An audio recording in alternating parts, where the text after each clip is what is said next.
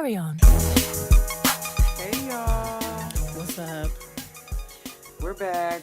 We are here once more, again, with you all. This is World Stop Web, everybody, and I'm Venus Hottentot. And this is Grandpa, the Nicole, here with you all today. Now, today is a very special day, a very special episode we have here, because in the month of October, we have Friday the 13th. Friday the 13th, rare. Yeah. In October, though.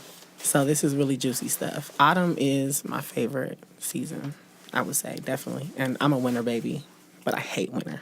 I'm going to have to concur. It's also my favorite season. It's so romantic. Yeah, and Halloween's my favorite holiday. It's more than just cuffing season, y'all. It's like a very magical time. Yeah, it's deep.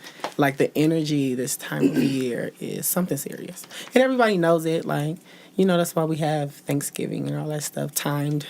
The Day of the Dead. Times of year. It's very hearty this time of year. It's very... Harvest Tide, which would be August 1st. It's very like warming, cinnamon and nutmeg. You know, that sort of feel. And the Grandbois will be using some cinnamons and nutmegs in later episodes and teaching you how to use those towards your livelihood. Oh, yeah. You know, I just made incense for the first time, like incense cones. I'm excited. Amazing. Now we got some incense cones. Maybe we y'all. can do that, yeah. Maybe we could do an episode about that because it's really easy. Well, you guys, this being the spooky episode, we're going to talk about all things spooky today. And we're a witchy show. Spooky, pop culture-ish. Yes, I'm here with Grandbois, the Good Witch. Yeah. So I'm here to give my perspective from that very, very, very witchy, very voodoo-y, very spooky-ooky, like literally spooky-ooky, not even just this commercial stuff. So I have some thoughts. It's a lot of stuff that I see that's just like, ooh, that's profound. That's pretty deep. Okay. And we're going to connect that to the stars today, ladies and gentlemen. You know how we do. Everything in the stars falls to the ground. Yeah. Why the It's moon been is- going down astrologically and astronomically. It really has. Even. Yeah. And we were just talking about this earlier. Since the eclipse, a lot has happened. It feels like the world almost just went to the dark side of the moon as well with, you know, the actual moon. And with that being said, Grandbois, are there any things you'd like to add and tell the people about the connections about the eclipse? Any information that you have? Okay, so I sun gaze regularly. So me looking at the eclipse, yes, I literally stood in my yard and looked up at it. I'm fine. I was great that day and the day after that and so on and so forth. But for me, like spiritually, there was a lot of breakthrough as far as what the eclipse stands for now. Spiritually speaking, eclipse is a twilight, so to speak. It's like a portal or a gateway. Now, on some non-spooky-ooky stuff, that's really like the perfect opportunity to flip a situation, something that was negative, to flip it and turn it into a positive thing. So I say all of that because in the science of alchemy, the first thing you have to do is burn something down to ash. So the day of or the day after the eclipse, the fires in Cali started. Exactly. And the second... All the fires started, I feel like. Now, the second stage of alchemy involves you dissolving that ash in water. Girl, that's when... What was the first one? Harvey? That I believe, like, on the 25th. There was no G before the H. Yeah, okay, that's Harvey. Yeah, so Harvey came through with the water on the East Coast days after the eclipse.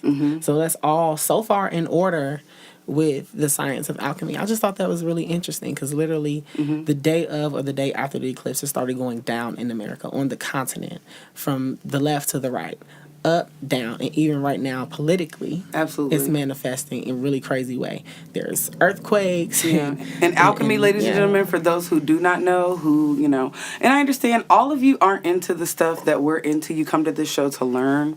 So alchemy, ladies and gentlemen, is nothing but science combined with magic. Yeah. And there are books, my favorite book, The Alchemist, something I would reference you to read.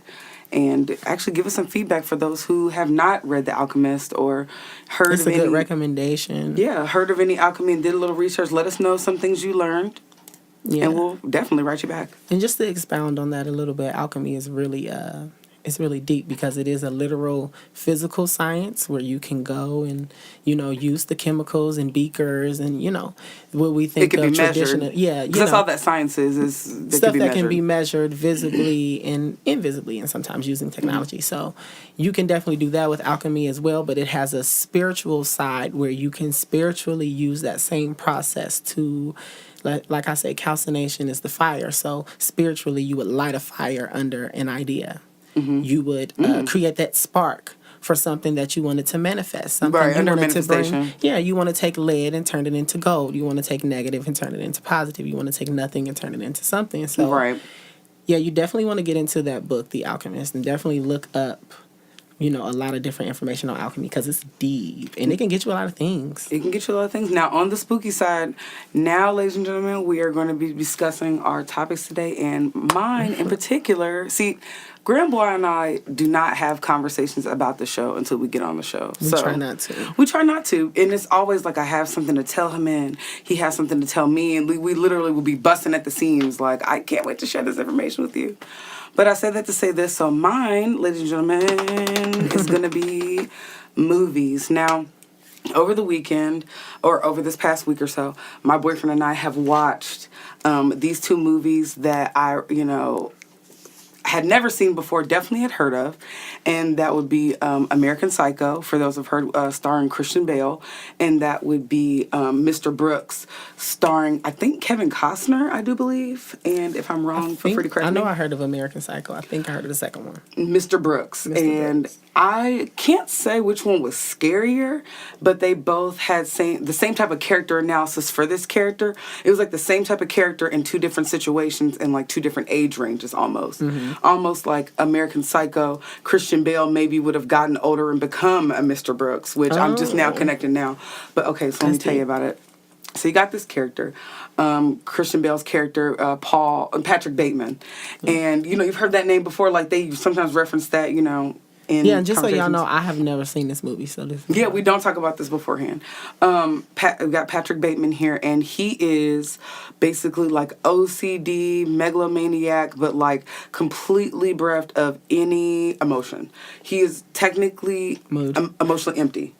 Boom, I'm gagging. So emotionally empty, but very, very beautiful. Chiseled jaw. You got this older, not older. He's got to be in his 20s, American white man. However you're going to give your best one to look. Clean cut. Brooks Brothers suit advertisement. Okay, that's what they're giving.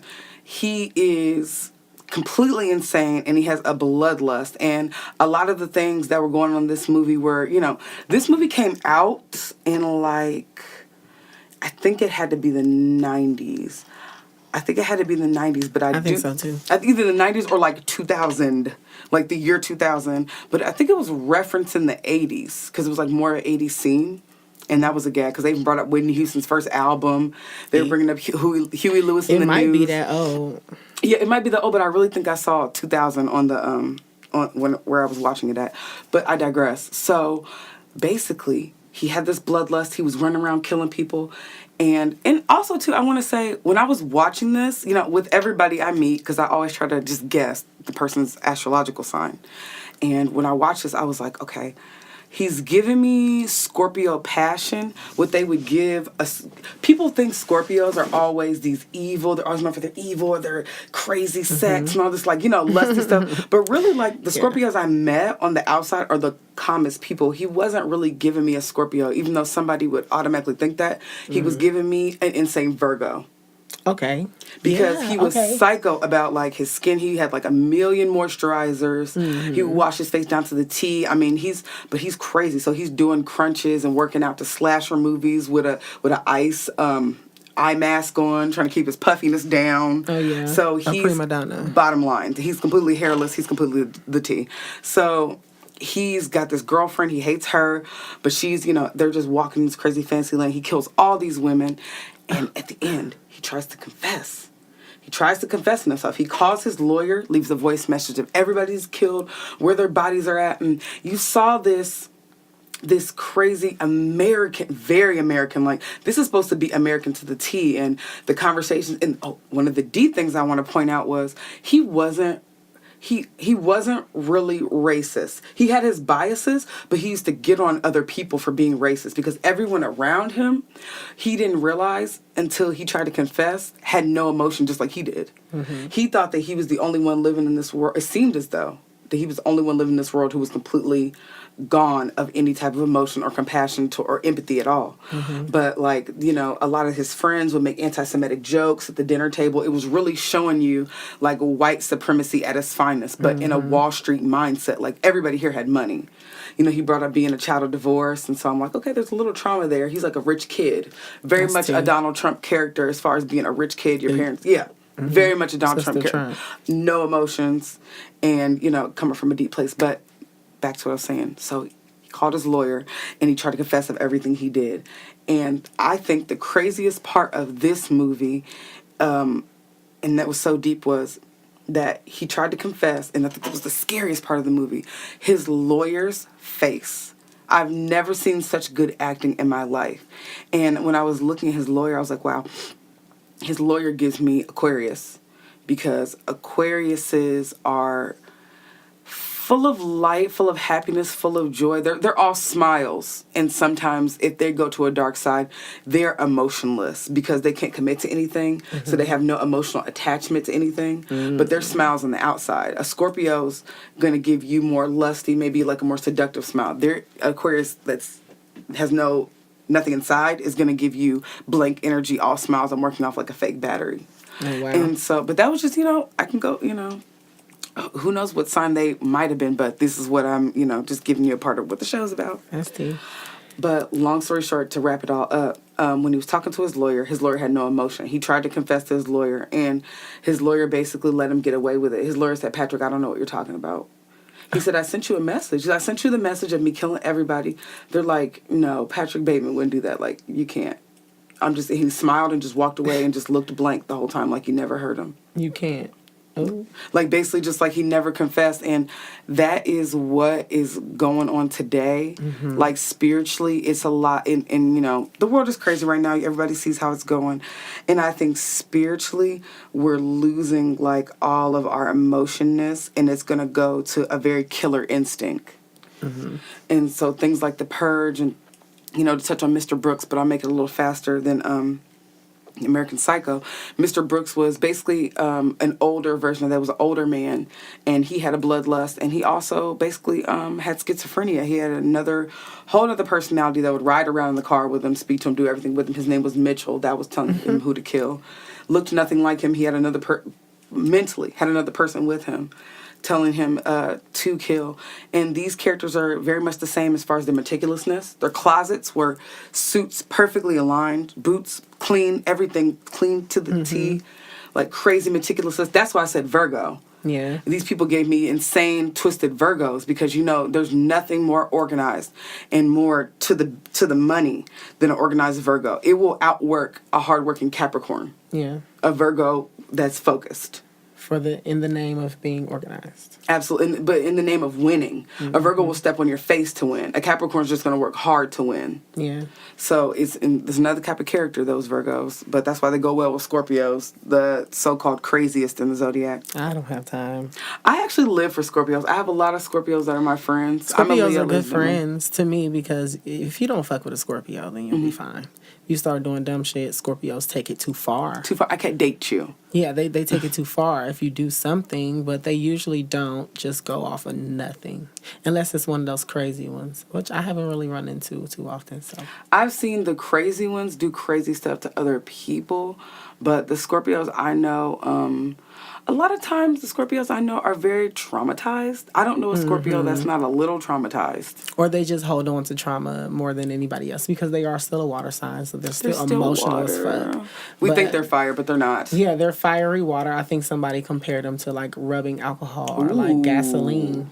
It's because it's still liquid, but baby, it's combustible. For sure. But when you got it, it feels so good to have it. It feels so good. You need gas. You need rubbing alcohol. You need all of that. Shout out to the Scorpios. This is actually Scorpio season. Gramboise, what's your spooky ooky thing for this month? My spooky ooky thing is, okay, so I'm sure everyone has been watching American Horror Story.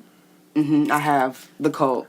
Now, I watched the first episode because, I like to dip my toe in the Matrix for a moment and see how I'm going to feel about it. I didn't fuck with it because, now here's my thing. Last season, what was last season? Roanoke.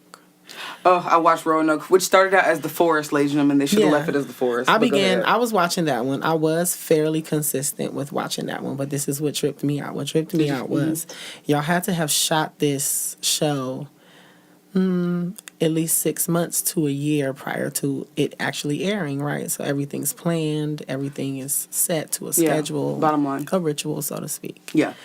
And, honey, the episode about the blood moon, there was an actual blood moon that night. Ooh. And I'm like, what exactly are y'all trying to do? You got me fucked up. Now, mind you, in the whole show, you see all these different, and, me studying psychology in college, I understand that your brain, everything it sees, it does not forget. Just because you don't consciously remember it, your brain harbors all of that. So when you're watching a show or something, and there's this occult symbology in the background, and occult just means hidden. It doesn't mean anything particularly spooky, scary, or demonic. It just means hidden knowledge. But when you see these certain occult symbols and things in the back, and you're not consciously looking at it because you may be a Christian, and you're just watching a show because it's entertainment, right?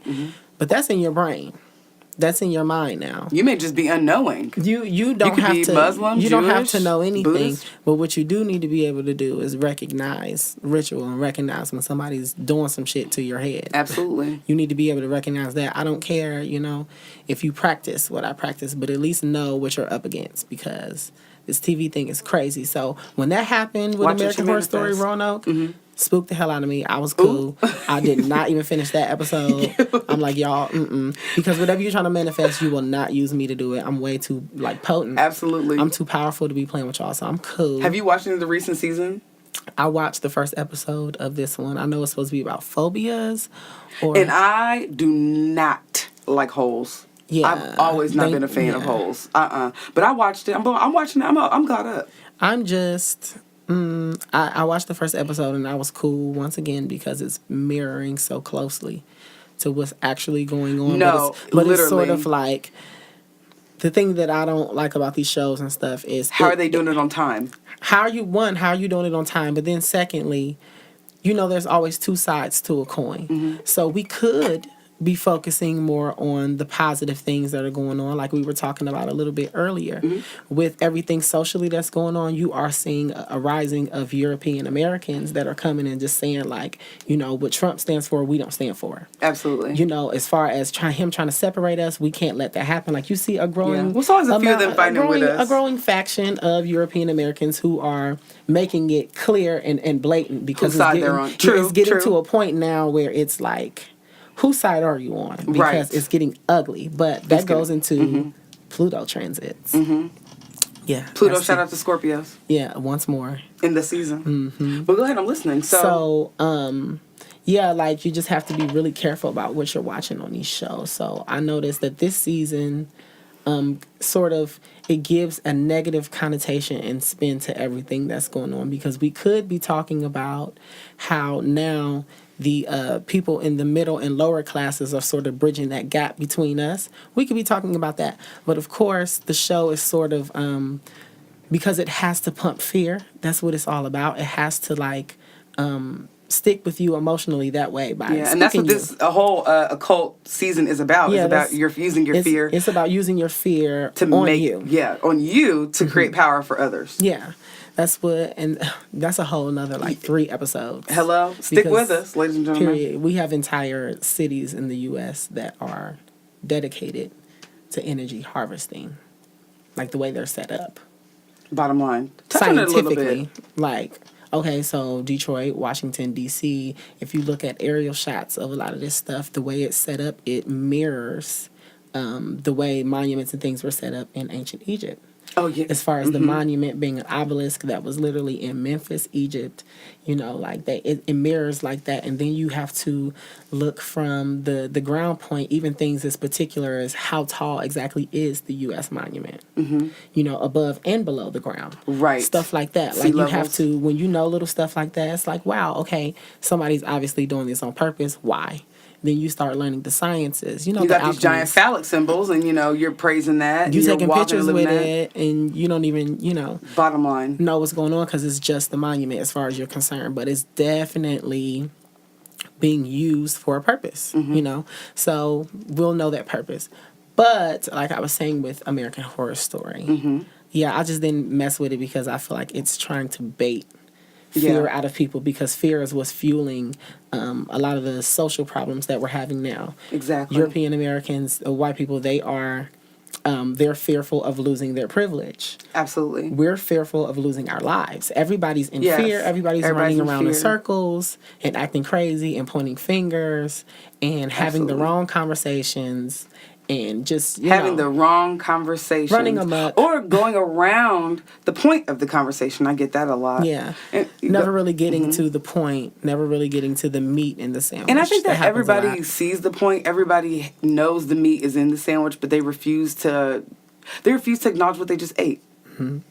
And it's like, yeah, because at the end of the day, I was having a thought the other day when I was driving, and I was like, what really is white privilege? What is it really? I could look at a textbook, I could look at a dictionary, but all it truly is, ladies and gentlemen, is white people wanting to stay lawless. Mm-hmm. They want to not have to follow the law. Mm-hmm. They want to live a lawless life. If there is something that they do, they want to not ever have to be accountable for it, good, bad, or indifferent. They want to be able to kill their wives and walk the street. They want to be able to kill little kids, Trayvon Martin, and be able to live their lives and go back to beating their wife that they had before. Mm-hmm. And they want niggers to stay in their place while it bottom happens. line, they want, and one of my favorite podcasts, the Reed Crystal West said, an injustice, is going to not stop at just, it's gonna get to you. The train of injustice is not going to stop until it gets to you. It's going to touch all of us until the only people in power are older white men with money. Because don't think it's going to be white people without money. If you don't have nothing behind you, you're not going to get a say either. You're going to be a drone just like the rest of us. So it's the capability to stay lawless. And all black people are asking is that you stole us. People of color in general. All we're asking is you stole us over here. Actually, not even just people in color. Black people were the ones that were stolen. The Africans, us, the Neo-Nubians, we were stolen. And so with that being said, we are like, okay, we were stole here, so we're stuck here. So you got this rule book. Can everybody follow the rules? Mm-hmm. Can my kids not get killed and no one goes to jail? Can I not get pulled over and just not get a ticket? But white people refuse to follow the law. Yeah. And so with that, the law is going to have to be rewritten. Or something. And it's just to add to that, one thing that makes it just a step further, just a little bit more disrespectful is a good percentage of us were already here. A good percentage of people of color that live here were already here, especially by the time y'all got here. Now, countless killed on this land and in the Atlantic Ocean on the way here, although they don't have very many ships. By the way, I will never acknowledge your day. It's Indigenous Peoples Day, October 9th this year. Oh, who? I don't know her, never met her. But let me tell you something. Dude never even stepped foot on this continent. It was a Sitting Bull here. Before you got here, it was a Sacagaway here. Before you stole her and took Lewis and Clark all over to find what you wanted to find. We were here first. First Nations were here first. And white people, no, we didn't forget. Period. So, that just takes it a step further. There were people that were already here. You kind of came here and bottom line, planted your flag and... Planted your flag? You wrote the book that everybody's talking about. You need to abide by. This is all coming from you anyway. Bottom line, so, it's coming from you anyway. But that is white privilege, the ability to not even follow the rules I present. It's almost like do as I say, not as I do. Mm-hmm. And y'all know that's the most ridiculous parenting tactic you could ever even implement. It doesn't work. And so since we were technically children of America and it's our United States and we're the people babies that grew here, that's not a good way to parent. The kid's gonna overthrow the household. Long story short, we built this bitch and we can knock it down and rebuild it too. Say that so the back pew can hear you. So either way, it's getting to a point now where people, and I'm seeing this on a large scale, and this is part of the reason why this podcast, people are coming into even their spiritual powers. Mm-hmm. I just had a very devout Christian friend of mine talking about how, and this may sound a little weird, but how he kept smelling he kept smelling a new car scent for like weeks, and then he ended up randomly getting a new car, like a random Wednesday or something like that. Mind you, Wednesday. Pay attention, everybody. Try to. You know, so like stuff like that is going on with people. People are having dreams and they're like, oh my gosh, what's going on? People are getting these so-called feelings, you know, or understanding people's feelings on a deeper level and being able to actually experience them, you know, empathy. Just a lot of things are going on with us spiritually, because what we have to remember is our bodies are technology. And good thing on this show, we focus a lot on astrology and astronomy, because that ties so much into the upgrades that we're getting as a people. So we really have to, it's getting to a point now where it's like, okay, get with us or get out of the way. Bottom line. Move. It's move. And scientifically, you won't last anyway. Global warming is real. Yeah. I have on a tank top. It's October. Been on the decline for 6 years. There is a way, everyone, that we could all be together in this nation and be calm. We're going to have to understand each other on a spiritual level only. It's going to have to be past anything you can see and you can feel. So stick with us. And along our spiritual journeys, we're taking you on your spiritual journey. Yeah. It's really cool. I just got back from Egypt. Oh, how was it? Talk to the people. Oh, man. Ooh, I haven't talked to you about that. I have not talked to you really about Egypt. We haven't really gotten into it. Oh, my God, go ahead. Oh, honey. How'd it go? How'd you feel? It was... Okay, so we cried when we got to the airport. Bottom line. But we, like, low-key knew we were going to do that. It was just me and one other friend of mine. Shout out to Herbert. Shout out to Herbert. That's my friend. Alumni. Thank you. Period. CSU alum. Basically all up and throughout here. This is what we do. Hello. The Central State University. Come on. But, so we get there, and really funny, in the airport, we met this rabbi. Ooh. Mind you, we're in the Middle East. So we meet this man who, I mean, we dubbed him a rabbi, but he has on like this traditionally Muslim garb. Oh, thank you. And he has on a, what's it called, a yarmulke? The cap on their head. But he has on... The cap that's more square, like the Moroccan look, or like a yarmulke is like the little cap? The little cap, like that's the Jewish cap. Yeah. And he had on a crucifix. And we're like... Okay. I can see why you thought it was a rabbi. We was like, okay, well, you know, where we're from, these three things conflict more so than mesh, like how they are on you, this one person. Wow. And, I mean, really, really, really, really nice man. He ended up giving us our card, giving us his card, because we told him we'd be coming back. Well, you will be. Exactly. So, like, we keep in contact with him. He's a really nice man, but he was basically telling us, like, you know, a lot of the understandings that y'all have spiritually and religiously on the North American continent are, you know, wrong, misinterpreted. He was like, things happen throughout history that, you know, changed and altered things specifically for that population. And what you see now is a byproduct of that, because what I am, you know, is fairly common here where everything began. Everybody's religion began in the so-called Middle East. So if you want to talk about anywhere to be, to know what's what and who's who, it ain't gonna be deeper than Africa. that's where you go. Hello. That's where you go, and that's where I was. And that's straight from the camel's mouth, you know. Basically, a lot of things over here are engineered, which we knew. People are waking up to that more and more every day. But that was when we were still in the airport. Well... We hadn't been there 30 minutes by the time we got to to our hotel, and we found the Egyptian Cushman. Hello? Yes. the mood. Cushman. That's my mood. That was crazy. How'd you find him? You know, a safe one. Well, of course. I mean, I'm a witch, so... Hello. Good night. You can't get shit past me, period. Manifest everything, ladies and gentlemen. It's just easier that way. Yeah, I mean, we started doing that on the plane. Like, we're going to need this, and we know that it comes in a different form here, so we're going to do that. But, yeah, it's like hashish is what they call it. Yeah, hashish. Ooh, for the gush. Yeah, it's like... the gush. Okay, it's kind of like a powdered form, and you you break it up, and what they do is they put it with tobacco. Now, this is what me and my friend Herbert realized. Now, Egypt is not Ethiopia. Ethiopia is really where you're going to get that kush, that pack. Exactly. That's where you're really going to get that. But in Egypt, I think it was Reg Ball. But because of how it was... hashish is kind of, it's very powdery. It's like very light. Yeah, I think... Because of the tobacco. The way it smelled to me was kind of like Reggie. But like a cigarette more. Yeah, but he wanted us to break it up and put it in the tobacco like a cigarette and smoke it like that, which was cool. It smoked like a regular blunt, I guess you could say. But what we did was we just ate it. Like, and it we was just lit. bit it. Oh, what? Oh, please. Okay, deep. I was slumped. Oh, my goodness. You're like, this is for the edibles, ladies and I was gentlemen. literally supposed to be awake for the solstice because, the pyramid shows is 8 sides. Only on, not the solstice, the equinoxes. It only shows it in the spring and in the fall. And I was supposed to witness that in person. My hotel was right there. I was so slumped off the hashish, I couldn't get out of the bed. Come on. I didn't even get to see it, so I have to wait till next year. Come on, no sheesh. Period. But yeah, it was a really good time. A lot of stuff just fell into place. We met a lot of great people, made a lot of good connections. We're going back next year. What did it going to Africa? Because I'm always like, that's Africa though. Like, yeah. What did going to Africa tell you about yourself?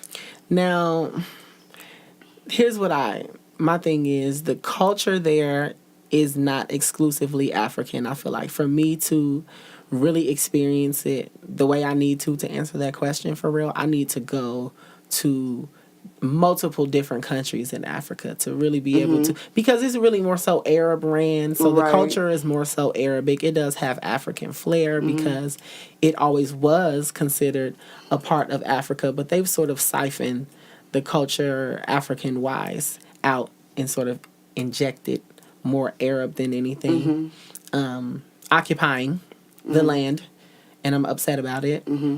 The condition that it's kept in, but girl, bye. Oh yeah, it's late. It's late, especially. It's like it's slummy. That's real. It's slummy, and we're talking right around the pyramids, right there. That's it's deep. Like the pyramids are even in the hood, ladies and gentlemen. Yeah, literally, like it really is the hood of Egypt. Ancient artifacts in the ghetto, God. Period, and they can't do nothing about it. That's what's crazy. That's just the energy right there. Is everybody's huddled and everybody's okay though. Like there was no crime. They didn't even have stoplights. Now, mind you, there's 92 million people living in Cairo. So it's like the size of, let's say Cairo itself would be the size of maybe Washington, D.C. So you have that little. many, that's a district. Yeah, that's little, and you have 92 million people there. Talking no parts of Maryland, not even. Yeah, we're talking about the district. Oh. We're talking about a closet, the 10 mile by 10 mile. Okay. So interesting. Yeah, it's like really, really, really tight like that. So that means low-key everybody can walk. They do for the most part, but the people that drive, there's no stoplights. Somebody's getting hit. They just kind of, you just get it how you live. Like, don't hit me, I don't hit you. People are walking in the street because there's 92 million damn people. I mean, there's no point in you having traffic lights for real. You want to talk about a traffic jam every second of every day? Right. Try to have traffic lights for 92 million people. But as a result, it's like really slummy. I think the government has it set up in a way where if your house is not completed, you don't pay full taxes. So a lot of people live in houses that are not done. And they leave them like that on purpose. Oh. So it's slummy like that. Like, bitch, you don't have no walls. Ooh. Wait. Well, that's what he said. But no, like some people don't have ceilings or their wall will be a sheet or something. That happens a lot of times too. Their wall will be a sheet, okay? That one side of the wall or the whole house is like sheeted up? Well, no, not the whole house. It'll be a building. You missing a piece of it. You missing a piece. You missing the front wall. You missing deep. You missing a piece. Now, where I was, it was a lot of vendors and stuff. So a lot of those people, it was businesses and things. So they tried to keep them a little bit nicer where I was. But the city overall, yeah, they could do so much better. Did you get, you said Arabic, but did you get a feel of what the people were like looking like? The people look like light-skinned niggas. Got it. Boom. Bottom line. Period. Now, the women, if you see a whole face. Deep. Okay. The women, to me, are the epitome of what Middle Eastern or Arab women look like. Okay. Now, of course, I couldn't see their hair and things like that because that was another thing over there. There's a lot of afros still. On the men? Yeah. So on the women, I wonder what's up under that thing. You know, right. Do you got an afro or you got that Kim Kardashian? What do you got? I mean, sister, you have a sister lock under there. You could just, what's know. You might have micros, but I guess we won't know because that's the culture for the time being. So interesting. I can't. Yeah, it was really, really, really cool. It was really nice. Yeah, really, really, really amazing. And I was only there for 5 days, so just when I started getting homesick, it was time to go home. And ladies and gentlemen, we also have some clips and some little videos and things from the Egypt trip, the Egypt pilgrimage, to say the least. Shout out to Herbert again. Ladies and gentlemen, I think this is about the end of the show. We love you guys. Yeah. Now, as far as that trip goes, we are going annually. All right. And we do, we are taking people with us. It didn't cost us more. So to our Egyptian listeners, $2,000 to make the whole thing happen. I'm talking flights. 2,000 American dollars. Yeah, I'm talking flights. I'm talking hotel. And this is next September 2018. So we flights, hotels, the excursions, tickets to get into everything. We have a luxury. How was your hotel? Luxury resort. Well, yes. No, the first hotel we had, and this is how dope it was. The first hotel we had was right across the street from the pyramid and Sphinx. So we would go up and eat breakfast on the balcony and literally watch the sunrise in the pyramid. But on the last day we were there, we went to this luxury villa off the Red Sea. We drove about 2 hours to a place called Ain Sokna. From Cairo, and we had like this luxury massage. You got a massage? Everything. Yes. They had everything. So we set all of that up. Next year, we're going to be going from Cairo to Luxor and Aswan. We have to take another flight there and stay there for 3 nights and see all of the temples and statues and things and obelisks, because a lot of the good stuff, a lot of the main stuff is really more so further down. The pyramids is what everybody, goes to the first time. But next year, we're doing it. And then we're going to the Red Sea again, so it's lit. Yeah. It's lit. Shout out to the Red Sea. Is the Red Sea poisonous? No. Okay, I don't know. It's salty. It's salty. Super Salt sea. I think... that's where Moses parted. And I wonder where that story took place. Take a little bit of that. Oh, I have some. Oh, already got some. Come on. Please. I was like, you gotta get a little bit of that. I've already used it, please. I have candles burning at the moment. Yes, of the Red Sea candles. I have seawater. And I have stones from the pyramid. Yes. And see, ladies and gentlemen, when you're going on these journeys, these little artifacts you take back, buy the things at the side of the road from the people in the villages. Yeah. Buy the little things that you think are not important. That's how they survive, too. That's how they survive. Also, too, you should give back to people that clearly need it. But at the same time, those are the things that hold the most magic. They hold the most power. Little do you know, it's not the Gucci Louis Prada bag you bought in Egypt. It could be. I'm not down in that. It's that girl that sat down and sewed that whole Egyptian burqa. And that cloth is older than me, you, her. She didn't make that cloth. She bought that cloth in some little thrift store. And that's the real Egyptian cotton, too. Literally. Okay. This is not no Target. Shout out to Target, shout out to Kmart, but this ain't that type of Egyptian cotton. This is 100% Cairo brand, okay? They grow it in their backyard. So make sure when you guys have pilgrimages or you guys go out, write us. I continue to tell you to write us, email us, get in touch with us, because we want to hear from you. Follow us on our social media. Absolutely. Get in touch with us. Share this video to those that are waking up and they still, we still lit, we spiritual, but, Exactly. And when you email us, make sure you write in the header trips so I can know what you guys are talking about. Tell us about your trips and the things that you learned. Send us pics, vids. Absolutely. And if you picked up a couple of magical things on the way, let us know how that worked out for you. I have a friend, I think I've told you this before. And see, we're not wrapping up the show. Look at us. But I just want to touch on this. Shout out to our listeners in Egypt and in Romania. I have a friend that's Romanian, and they told me a couple of little things about the Black Sea. I think I told you this. Oh, yeah, I'm going to go there. If you guys are ever in Romania, even though it's a random place to go, the dipping in the Black Sea, a lot of people do it. Everybody goes. And basically, it's almost like an X-ray. It's an exposure to the things going wrong with you inside of your body. It's supposed to be, this is what he told me, you dip in the Red Sea, and when you're sick... Sea. Oh, the Black Sea. My goodness, you got a piece of the Red Sea. Sorry, guys. You dip in the Black Sea, and the parts of you that are still wet are usually things that need medical attention. And... My friend, shout out to Tudor, Romanian, he told me about this, and he's like, when I got sick or got a cut or something, I would constantly go to the Red Sea and just dip it. Black Sea? Black Sea. What I keep saying the Red Sea? Because we was just talking about that. Exactly. I'm sorry, guys. That's how you know we're supposed to wrap up a long time ago. But going to the Black Sea is a healing mechanism that is from the universe. The universe gave us ways to heal ourselves that are not in pill form, but that's another episode. Anything Right. else you want to say, Grandpa? No, that's just lit. I want to go there. Romania, actually, I would go there. It's not really that random to me because they say, I read a book, I forget the name of it, but there are caves that come out in Romania and they lead to Egypt. Ooh. Like what? Oh, please. Which one of y'all dignitaries was in there? I need just to go cool? find some shit like that. And you know, it's always those random countries Yeah. in Europe that have megaliths and monoliths and shit like that. Because when I saw pictures of Romania, like, automatically Romania, if I'm just thinking stereotypically, I think of the movie Anastasia, even though they were in Russia. Like, just that, the pictures he showed me, it was very much like winter, dark castle. Yeah. Like, everything. Yes, seriously, the pictures he showed me, it was like very much like, it's winter all the time. Winter all the time, and it's just like, it's like Really thick Dracula accents stays there. Like, and yeah. heavy meat content and all the food. And Because I'm in fear of your average, American white person.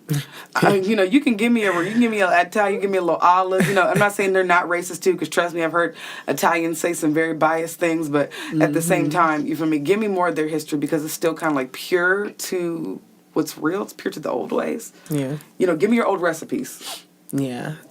The American white people, they dress it up real cute in a nice suit. Well, the thing about that, American white people, they don't know their history just like we don't.